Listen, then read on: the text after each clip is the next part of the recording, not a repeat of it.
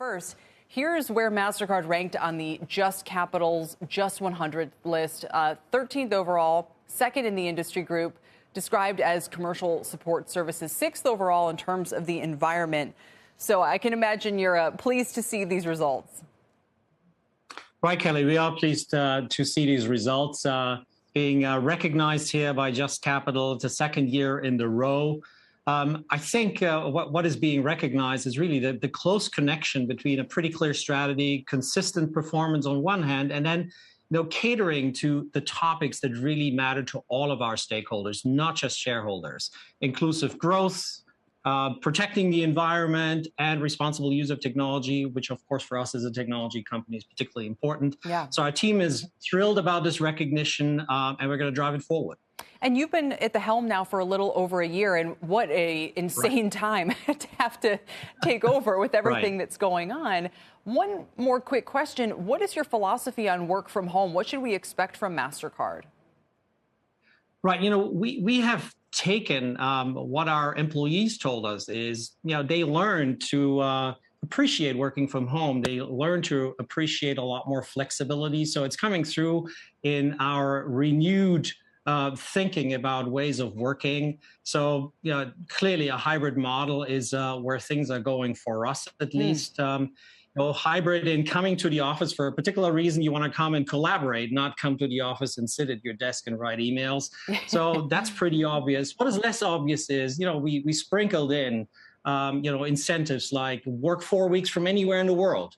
So make it more interesting, listening to our employees, and it's well recognized by our teams. Very interesting. And you are such a global company.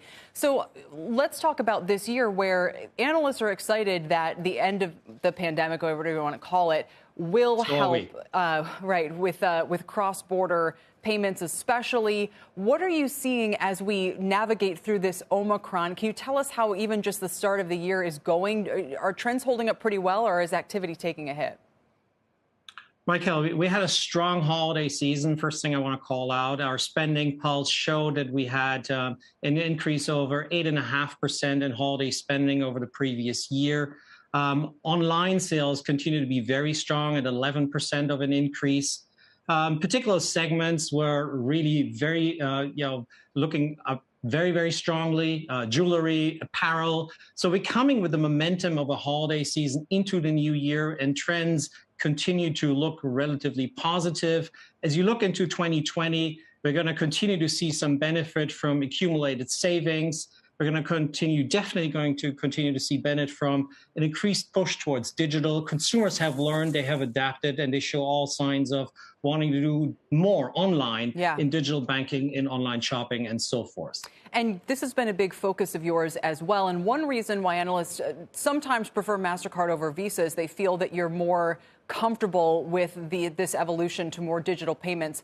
But you do face a lot of competition. Buy now, pay later in some ways kind of disintermediates you guys. We've seen Visa get pushback from Amazon on some of the fees that it's charging. And we know that crypto still remains a kind of alternative threat that's out there. How is Mastercard going to navigate all of the competition that we're seeing in the payment space?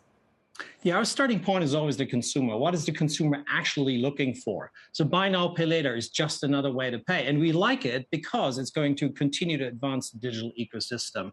So it is replacing some cash out there, is replacing some other more dated technologies. We like that. We've been out with our own installment solution since 2014. As of September last year, the way we look at this is, there is bilateral kind of arrangements that buy now, pay later pure plays have. We look at this and say, here's the power of our network. We have 80 million merchants in 200 plus 10 countries around the world.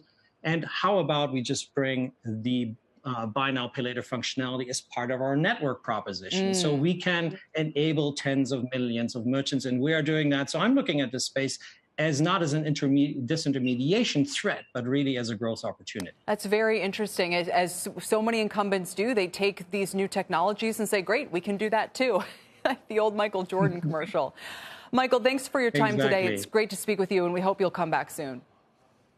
Thank you, Kelly. Take care.